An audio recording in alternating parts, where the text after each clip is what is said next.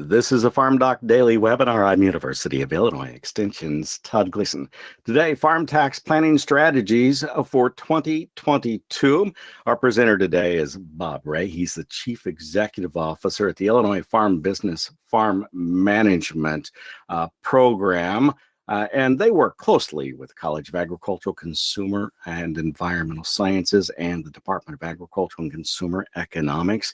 Bob Ray, thank you for being with us this morning. I appreciate you taking the time with us. I know you've had a busy week with the tax schools and other things, so we do appreciate you being here for the next hour. Can you kick off with this first slide, which is entitled Potential for Higher 2022 Incomes? Everybody will like that one. Yeah, good morning, everybody, and thank you, Todd, for the introduction. It is our pleasure to me personally be here in the studio with Jim and to have FBFM partner with FarmDoc on this important education series as we talk about getting close to year end of 2022. And one of the things that is very critical for farm families to consider is what do they do the next 6 weeks to properly manage their income tax obligations for the year. It's a pretty significant and not only reporting requirement, but also a financial obligation of farm families to consider their tax obligations. It's a big part of building a higher after-tax net worth. We'll start with the potential for higher income in 2022. We've been looking at this for probably more than a year, but I made a very quick summary slide here about a corn yield a year ago and a corn price a year ago and a gross revenue of $990 an acre. And that's a strong number. Historically, Illinois farms are in the $700 to $800 gross revenue number. So it was strong last year. The potential this year is maybe even higher. I put in 185 bushel yield at 650, and that generates a $1,202 gross income per acre. I know there was a field that my cousin farms right next door to one of our offices, and the yields weren't quite that strong for him. I take that back. They were 235 stronger. We put in a $5.80 average price on that piece of property, and his gross revenue was close to $1,500 an acre for that tract. So I know yield matters. I know price matters. I'm just saying there are a lot of big numbers available to be multiplied for gross revenue per acre. And what's that mean for the whole farm? Well, if you had 1,000 acres of corn that you produced this year, that change that I'm using in my example leads to $212,000 of added gross revenue. And that's the piece we're trying to protect as best we can from any type of unforeseen tax obligations. So this slide is a nice picture of the history of Illinois FBFM data. Brad Zwilling, our VP of data, puts this together annually. And if you look at the yellow group of time period, this would be the pre-ethanol time period back to 1980. Todd, in 1980, I was a college sophomore. Guys, that seems like a long time ago. I don't know, what were you doing, Jim, in 1980? Maybe we don't want to know. So he was in the Navy serving our country. That's right. Before that, we had a very strong farm economy in the late 70s. And then we have a brief time period in the pink where we're describing the post-ethanol until we hit 2012, which was the highest income year ever recorded in our FBFM data set. But it was followed in 2015 by the worst year we've ever recorded, and then a very strong year last year. We're forecasting a $275,000 salary amount here, or labor management income for 2023. Anxious to see how that turns out. But what I see by this slide is we've had some strong years recently, but my goodness, look at the uncertainty that exists, and the best we can manage income tax obligations during this significant up and down time, the better the farm operation will be. And we begin with this analysis for each individual farmer. What should their AGI be? We can kind of tell them what a reasonable number is. We start with 3 types of non-deductible expenses. Family living being one. I plugged in 80,000. Their income tax liability is a non-deductible cash expense. I used 20. And if they have principal payments that exceed their depreciation amounts, that's another 30,000 in my example, which generates $130,000 of adjusted gross income. Those I arrive at that because those are the amounts of non-deductible cash expenses made by that family. And if their AGI is reported at something less than 130,000, well, that's okay. It's their choice. They can use a variety of techniques to push AGI to a lower level. But just recognize, to the extent it's under 130,000, we're deferring tax obligations to sometime later. And sometime later, will those tax rates be higher, lower, or the same? And we look at this analysis, again, spanning my career with FBFM. I was a high school senior in 1978. I didn't pay much attention to tax rates back then, Jim. I was just worried about playing basketball and dating my wife at the time, my soon-to-be wife. So 70% was the tax rate in 1978. That's a very high number, which means if you had $1,000 of extra income, the federal tax obligation was $700 of that extra 1,000. Today, that rate is 37%, our highest marginal rate. So they've almost been cut in half during my career. And in fact, that's what's happened. Every year they've been, I shouldn't say every year, but throughout the years, those marginal rates have always trended lower. The other good news today is we have this thing called a qualified business income deduction. And that essentially lowers that 37% rate down to 29.6%, which is much less than the 70% we had in 1978. And notice one other bullet point here. You are in a effective 19.2% marginal rate all the way up to $340,000 of income. That's a 24% regular federal bracket, but reduced by CUBID in 19.2. But it doesn't mean we're paying less tax. It means the pile of income is so much greater. And even though we have a lower rate, you can see the tax obligation has increased about eightfold from 1984. These are the tax brackets for 2022. Up until you have a $20,000 income, there's a 10% applicable federal rate. But if CUBID applies, the effective rate is only 8%. And you can see how this moves forward and jump down to the line that says $340,000. That's when the 32% rate starts, or put another way, the 24% rate ends. And that means the effective rate is 19.2% all the way up to $340,000. A lot lower rate, but a lot higher income. It'll still generate a large tax bill for that farm family, but always be thinking about the average effective rate.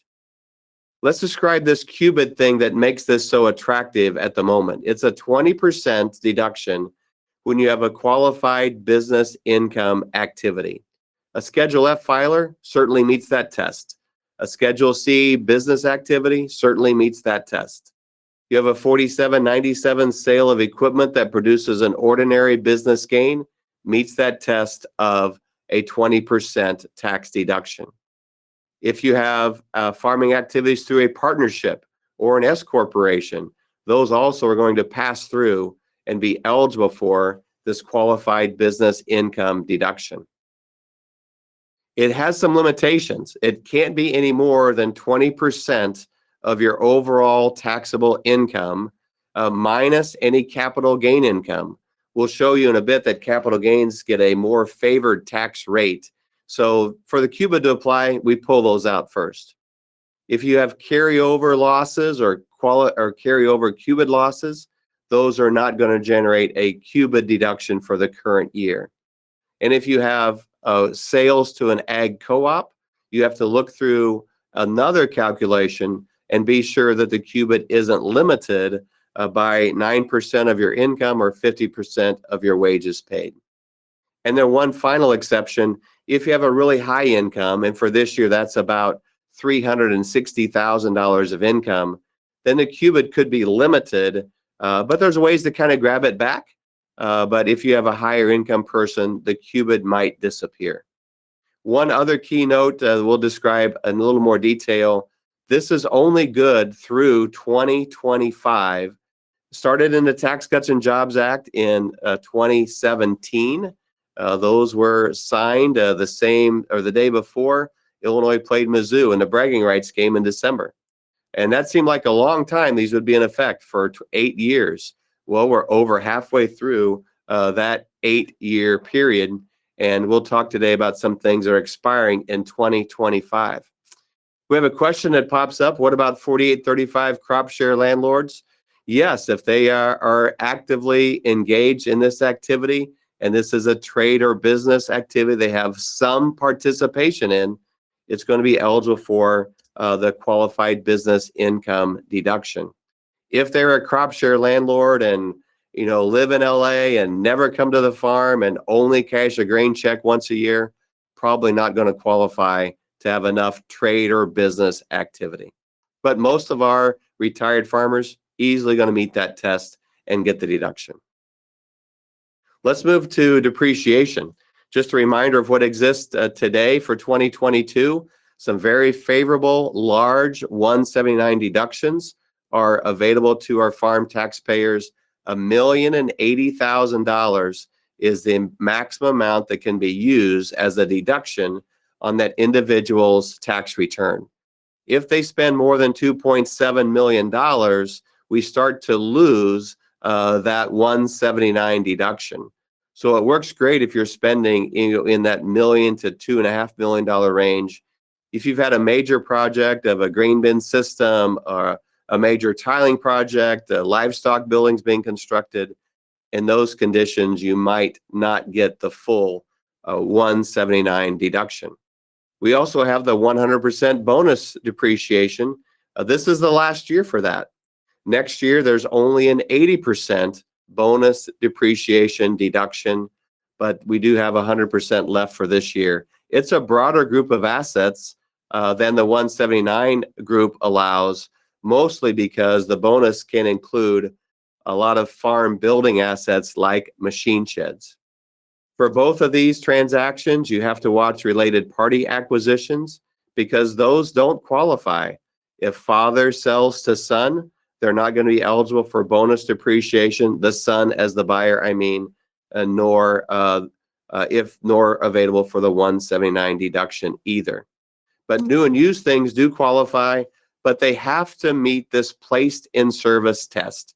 The phrase I often use is in a state of readiness for its intended use. So it has to be built, it has to be constructed, it has to be ready to be placed in service for its use. So if I have a combine that's in my shed that I've purchased and it's ready to go, no doubt it's going to be eligible to be placed in service and qualify for a depreciation deduction.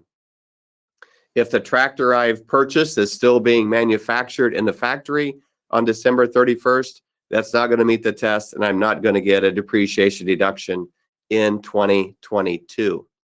Another one that comes up is, what about these buildings? They're in various stages of construction. And this is where the phrase means a lot to me. If it's in a state of readiness for its intended use, meaning I can put my combine in there, it's covered, I've got a door, the lights are operating, the floor is there. If it's in a state of readiness for storing machinery, I think I qualify for that deduction. If the lumber's on the ground in the corner, I'm not going to get to a tax deduction yet. Illinois has some unique pieces they adopted a year ago and are still true this year. The biggest one is Illinois now does not allow the full 100% bonus deduction. So what occurs is the bonus depreciation lowers federal tax by a large amount, but doesn't lower Illinois tax hardly at all. You have to go back to the regular depreciation schedule and use a much smaller deduction, maybe 10 to 20% of that deduction instead of the 100% deduction. And so you might be surprised that you're planning using bonus depreciation gets you a federal tax number you like, but the Illinois tax number much higher than you prefer. In later years, you get the opposite effect. When you're selling equipment, you'll have a higher federal taxable income and a lower Illinois taxable income. So we don't lose the bonus depreciation for Illinois. It's just delayed until later years when we can utilize it. Some tax planning strategies about grain. These come up often at this time of year. And one good way to utilize grain to effectively lower tax liabilities is to give that grain to a charity.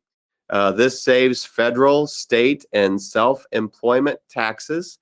You can give current year grain to that charity. It's a great tax saver as opposed to selling the grain and writing a check to the charity. That might give you 0 federal tax advantages. But if you make a gift of grain, you can save all 3 types of taxes we listed here. The grain as wages can also be helpful. It saves self-employment tax for both the employee and the employer. Both of these need a valid proof of transfer. We need a good reason for the amount that we're providing. We're transferring the grain itself to that employee, to their name, and they're then going to take the risk, the ownership. They will determine when to sell the grain. There needs to be a very clear transfer process, but we can save 15% if we're paying employees in grain.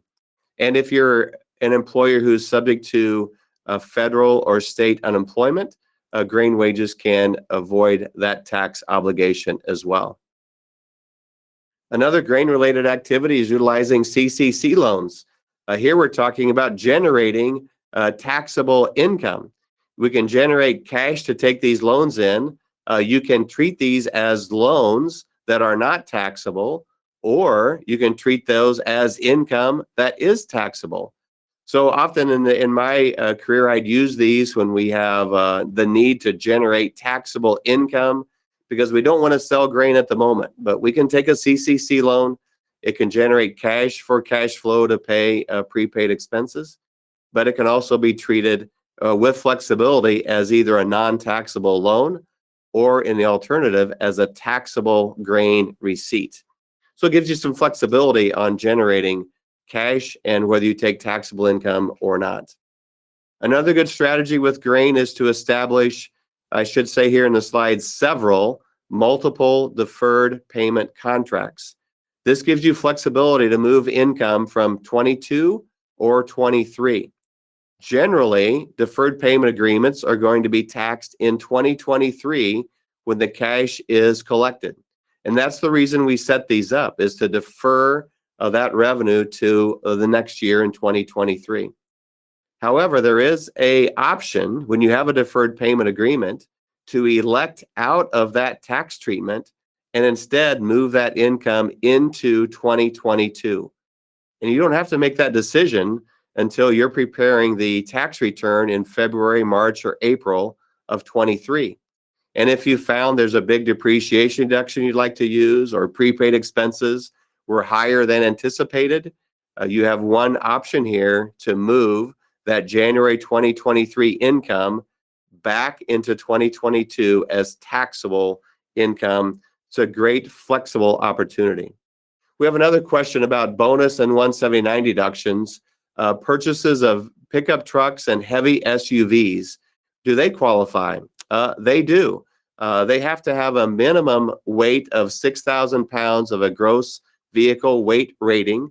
And if they have that minimum requirement, they are eligible for a 179 and bonus. And I should say maybe one other caveat. They have to be used more than 50% in your business activity. And those can be deducted to the full amount of that purchase price, with the exception of larger SUVs. They have a maximum 179 deduction. I'm going to say that's $14,000 or near that range. You can't get a full deduction on that heavy SUV, but they certainly qualify for other tax deductions. A few other tax planning strategies as we think about the premise that income is higher than normal. And we'd like to keep Schedule F income positive. You have a standard deduction, you have self-employment tax issues to consider, and anytime you have a loss, that means those deductions are not generating savings for self-employment tax. Now, that could be a little challenge if you have a large machinery sale that's going to be reported on the 4797 of your tax return, but we like income to be positive, at least trade or business income to be positive between those two entities. If you do have a Schedule F loss, you have a choice to use an optional self-employment method. This allows the taxpayer to get 4 quarters of coverage for disability and retirement. This is critical if they don't have a long history of earnings, or if they are a young producer and want to be sure they get the maximum disability coverage for their spouse and children. Income averaging is still here. We can take an income in a high year and push that back over through the 3 prior years if there's lower brackets available. This can also lower the federal tax obligation. Capital gains are a really big part of farm tax planning. And in this year, when we have rising land values, we no doubt will have clients with land sales that will generate a taxable capital gain. So I'll set up 2 quick examples here. With a land sale price of $18,000, we then subtract from that the cost basis, which is either the inherited price or the purchase price. And then that generates a capital gain of $14,000. Machinery, for my whole career, we never thought about capital gains on machinery, but we do now. If I have a piece of machinery that I bought for $130,000 and fully depreciated it, and now sold it for $150,000, $20,000 of my gain is capital, which is great because I get the lower capital gain rates. $130,000 is still ordinary income, so it's certainly possible that we will see machinery sales in 22 that have some element of capital gain with them. I want to jump back to take a question on grain to charity. Is there a maximum amount that can be donated? No, I don't think so. I think if you're doing itemized deductions, there are limits there. But if you're just taking grain off of your inventory, I don't know of any maximum limit. I guess the only limit would be the value of that grain inventory. 2022 tax rates are favorable. If you're a married filing joint taxpayer with the taxpayer and their spouse, the first $83,000 of income that is qualified capital gain is taxed at 0%. We don't often get to say that, but there's a 0% tax bracket for a large capital gain level. It's only 15% all the way up to $500,000, and then only 20% over that level. And remember, if this was not a capital gain, those tax rates would be at a 37% highest marginal tax rate. So what's that look like for an 80-acre sale? From the example I showed before, that'd be a $1.1 million of gain, $185,000 of federal tax, another $55,000 of Illinois tax. So that's about $240,000 of tax on that $1 million gain. So that's about a 25% overall tax. But look at that little inset. If this was an ordinary gain, $339,000, Jim. You want to pay $185 or $339, right? We like these favorable capital gain rates. Didn't quite cut the tax in half, but almost did. So I think a lot of times taxpayers are worried about paying capital gain rates, and they should be running towards capital gain rates. They're a big tax saver. We have a note here. The farmer excludes the sale of the crop from income and deducts the cost of the growing crop. Yeah, there is no deduction for charitable. Yeah, that's correct. That's what I was trying to get to, is the tax savings is by giving the grain away. That's giving that grain away is the saver, because you don't report sales on your Schedule F. So that's sort of an indirect charitable contribution. But that's exactly right. You have a reduced sale on your Schedule F, and that's what leads to the federal, state, and self-employment tax deduction that you would not otherwise get through an itemized charitable contribution. But it's an indirect charitable contribution. And Jim, the other part of that, I think, is that you don't adjust the input costs. You still get to deduct those. That's right. Yeah, thanks, Todd. You still get to claim your full Schedule F deductions. If you're giving grain to a non-charity, then you have to be giving old crop grain away.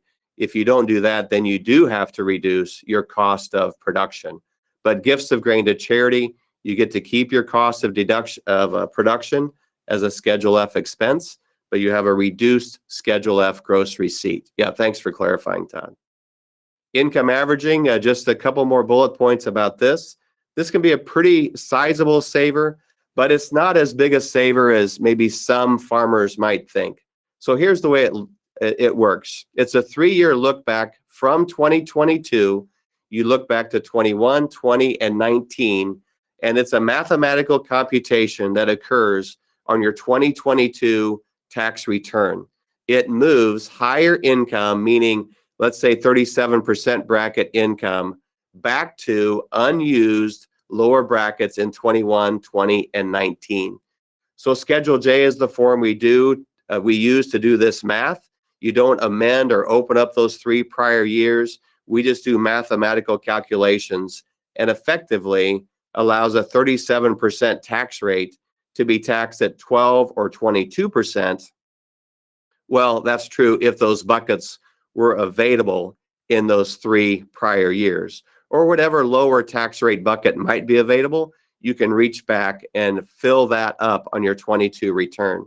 So here's the final answer. If you have $100,000 that's available in the 22% bracket, instead of paying 37% tax on that money, you only pay the 22%, saving the taxpayer $15,000.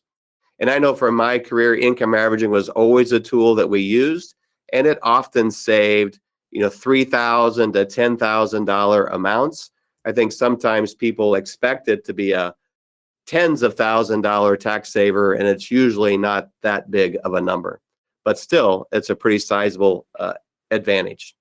When we have higher income, there sometimes are unintended results from that beyond just higher taxable income, higher AGI, and a higher tax bill. And one of those is more Social Security benefits could be taxable. Social Security benefits start off at 0% taxable. They can be as high as 85% being taxable. And as income moves from 0 to a higher level, more of those benefits become taxable. And once you get to a range of, I would say $40,000, $50,000, or $80,000 of AGI, they're going to hit that 85% level anyway. One of the invisible ones is that Medicare Part B and D premiums arise 2 years from now at a higher rate.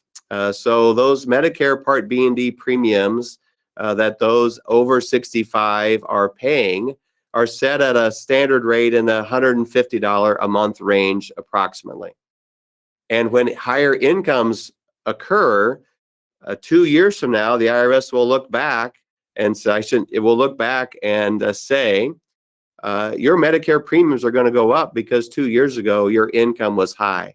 And they tack on a surcharge to that premium that can get easily into the $600 a month per taxpayer cost. So we won't know that until 2 years from now, but it's a good reminder to our taxpayers that have high income levels, be ready for a higher Medicare premium 2 years from now. If you have non-trade or business income, it's called net investment income. So interest, dividends, capital gains from stocks, rental property, investments in other partnership or S corps that you're not involved in. The net investment income tax, 3.8% arises when incomes get above $200,000 or $250,000, can add an extra tax that isn't sometime anticipated.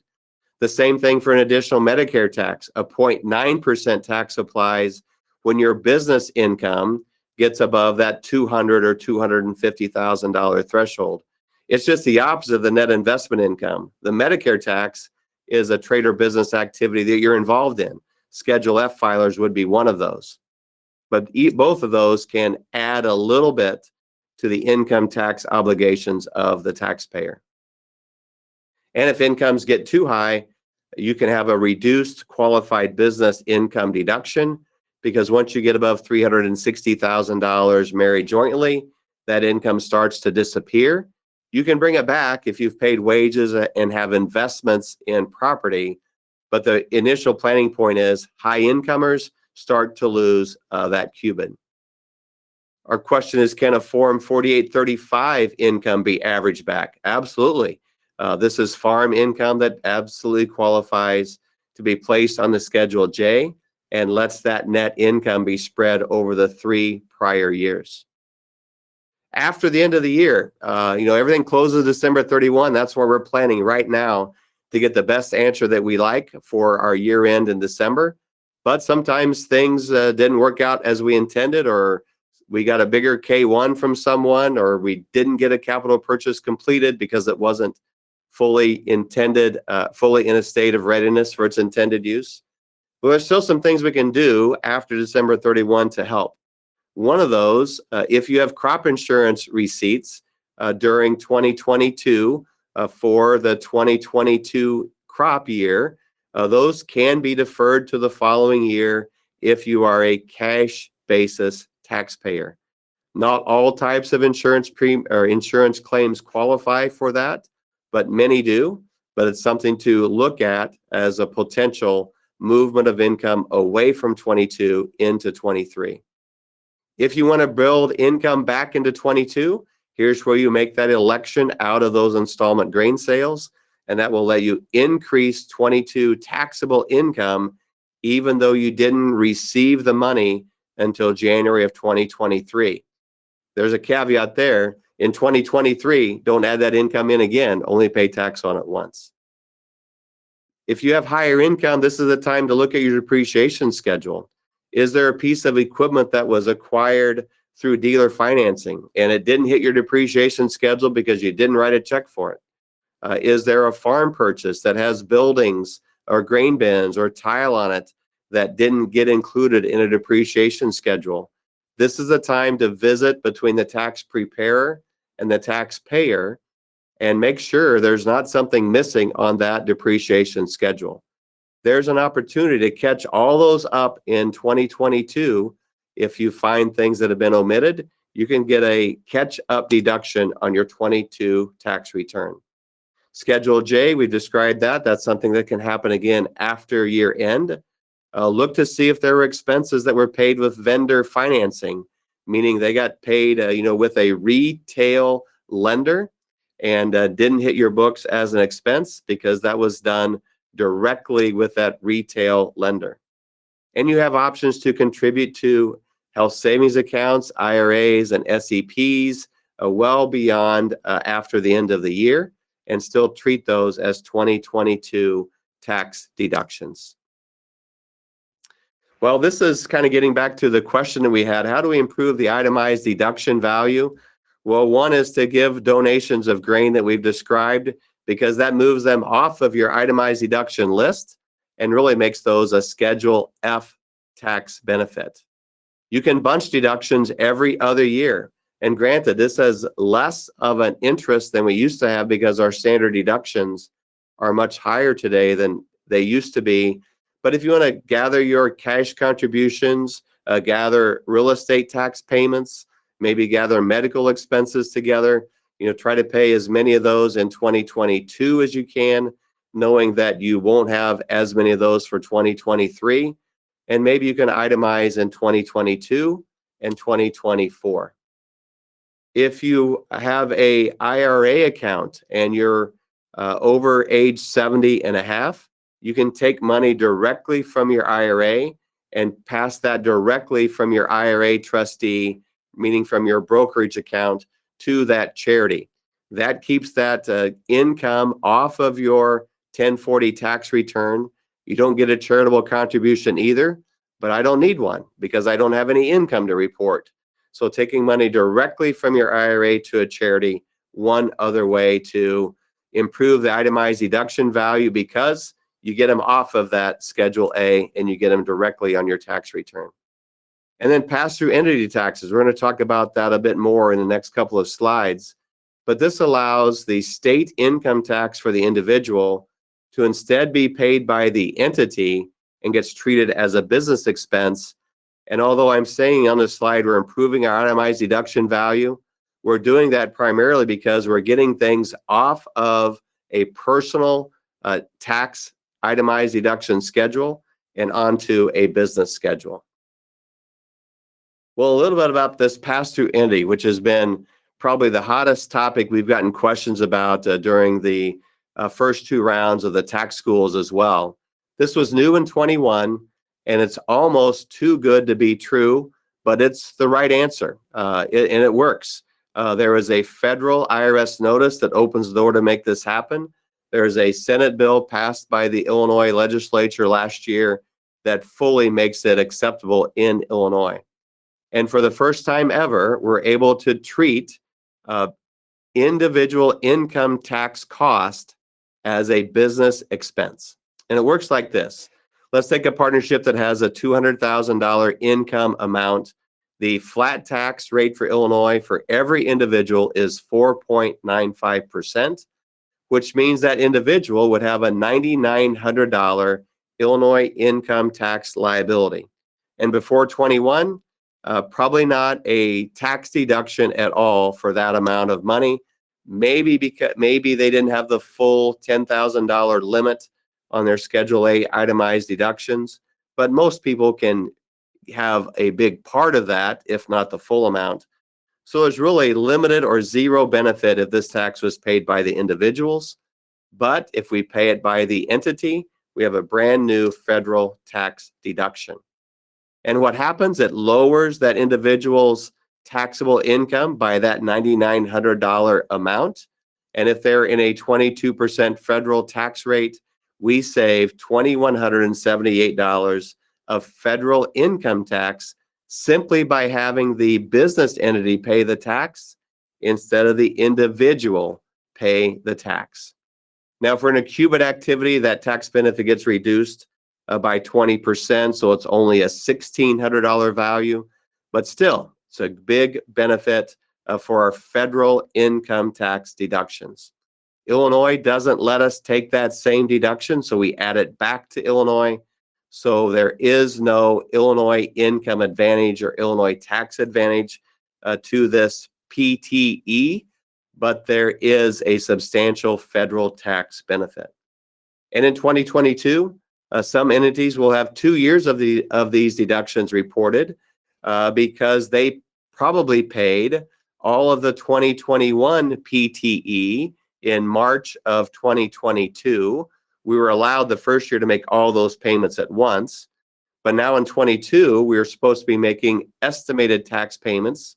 So in 2022, we will also have 4 quarters of estimated tax payments for the 2022 tax on PTE. So many entities will have both 21 and 22 tax deductions in their books. This allows the estimated payments for the individual to be reduced because the entity is making that payment for them. And these are new deductions for both people who itemized taxes in the past and anyone who was a non-itemizer too. Brand new deductions for both sets of filers.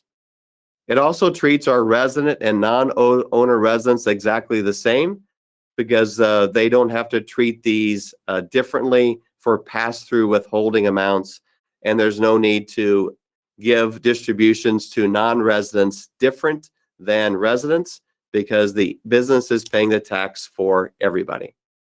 Well, I'm going to close out with just 2 more slides, Jim, about some key things for 2023. The federal estate tax exemption jumps to $12.9 million, up from the 12.1 or 2 that exist for this year. Biggest increase ever.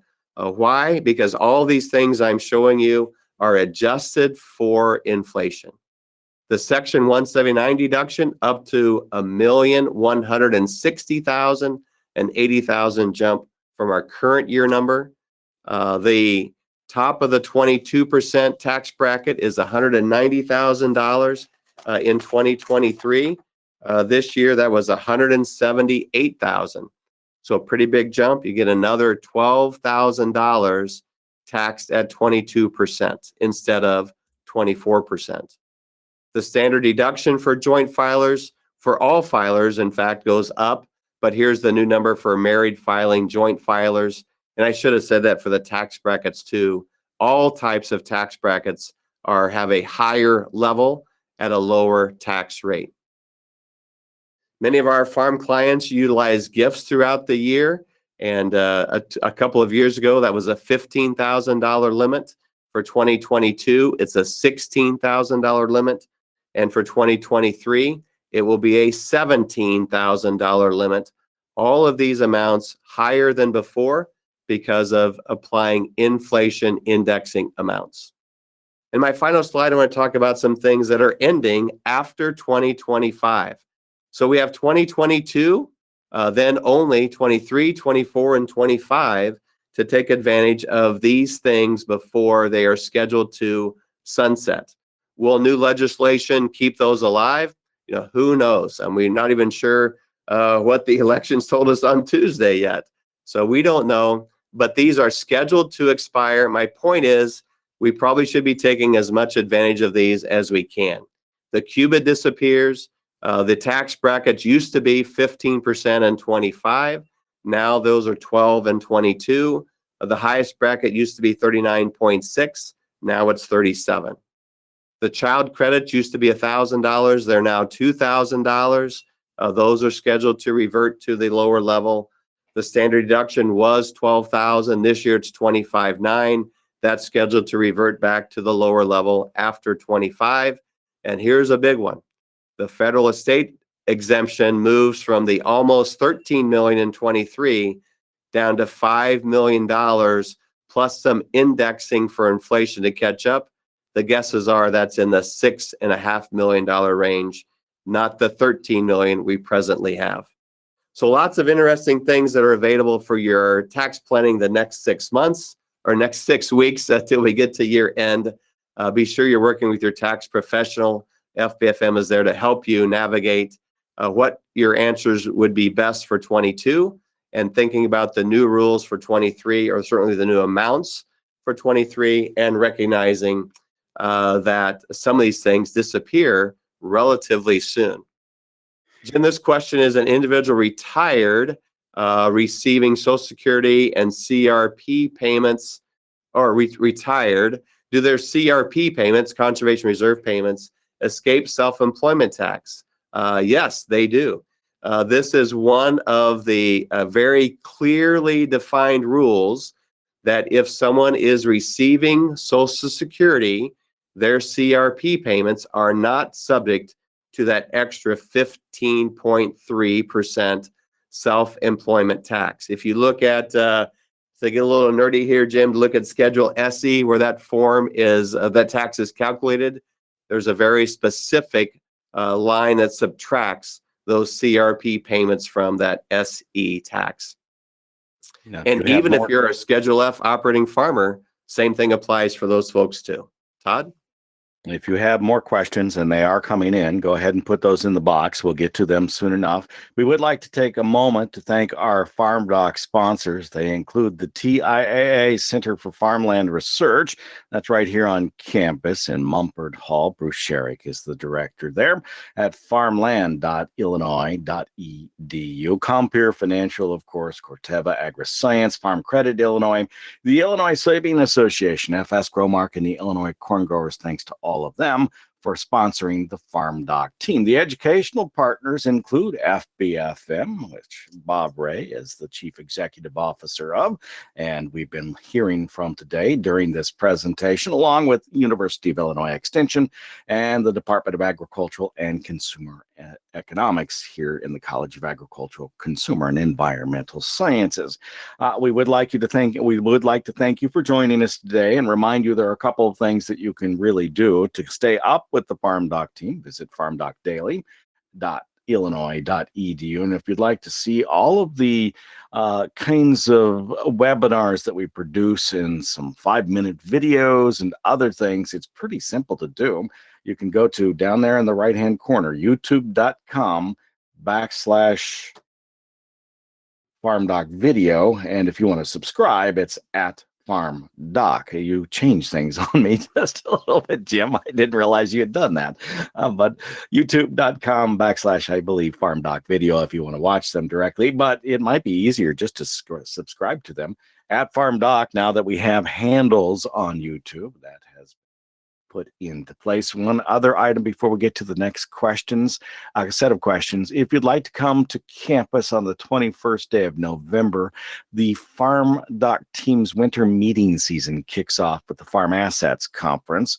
The cost is $80. This is a day-long event at the iHotel.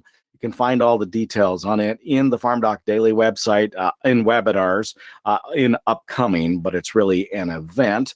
Or you can go to farmassetsconference.com. We have a great day. We'll be talking about carbon markets, competition from Brazil, the supply and demand tables, the brokers that I talk with at WILL on a daily basis will be there. All the ag economists, the price of farmland, along with farm policy for 2023. And we'll talk fertilizer price too. Josh Linville will be in from StoneX. And on the farm policy side, Mary Kay Thatcher, who you might recall from AFBF, the American Farm Bureau Federation, will be in. She now works for Syngenta. Again, the cost is $80. You can sign up at farmassetsconference.com. Is there one more question to talk about there at this point, Bob? How soon will this be recorded?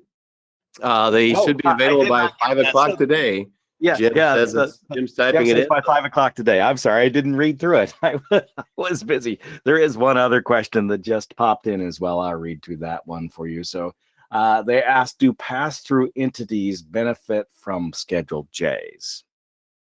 Yes, they do. As long as they have farm income that comes through on that schedule, on that pass-through from the K1 partnership or S Corp, any of those things are qualifying farm income and will be identified as such on the Schedule J. In our software, when those K1s come to us, we have to mark a little box. Yeah, this is farm income.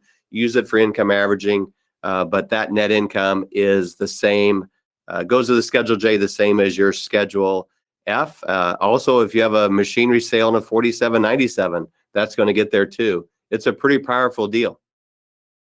Bob, thank you for taking your time and spending it with us today. Good luck with the tax schools the rest of this week and for the winter meeting season as well. Oh, there is one more question though here. All right, yeah. Is there a max qualified pension for employees? Yes, it depends on the pension plan that you have. Like one of those could be a simple IRA, and that amount is for the employer either 2 or 3% of their compensation, depending which option you select. And then if you're a self-employed person in a simple IRA, those are also maximums. And there's also a higher maximum if you're over age 50. If you have an SEP plan, those higher contributions get into the $60,000 range. And if you have a cash balance plan, those can get above $200,000 range. So yes, there are maximum annual contributions depending on which type of plan the employer has selected. So we'll wait and see if there's another question. I'll remind you that the Farm Assets Conference is coming up. That kicks off the winter meeting season. The Illinois Farm Economic Summits are going back on the road this year. Those usually come in December. But we're moving them to January. So they will be January, I want to say 11, 12, and 13, but Tuesday, Wednesday, Thursday, whatever week that happens to be in Mount Vernon, Peoria, and DeKalb. So if you're used to joining the FarmDoc team on the road at the Illinois Farm Economic Summits, we'll look forward to seeing you. The Farm Assets Conference, of course, is the event in Champaign, and that'll kick off that winter meeting season. And we'll return after we're done with being on the road with 1 hour events for webinars on Thursdays at 11 o'clock in January and February. And then we'll wrap up the FarmDoc winter meeting season at the All Day Ag Outlook. That's at the Beef House in Covington, Indiana. And that will be on a Tuesday in the month of March. You can see all the details at farmdocdaily.illinois.edu under webinars. And if you click upcoming, you'll see those events as well. Not only the webinars, but the events that are on the road. Thanks to Jim Baltz, who's behind the scenes today, our technical director, and to Bob Ray, who has been the presenter. Bob, thank you very much for being with us. He, of course, is the Chief Executive Officer for FBFM. On behalf of the FarmDoc Daily team, I'm Illinois Extension's Todd Gleason, wishing you a good day.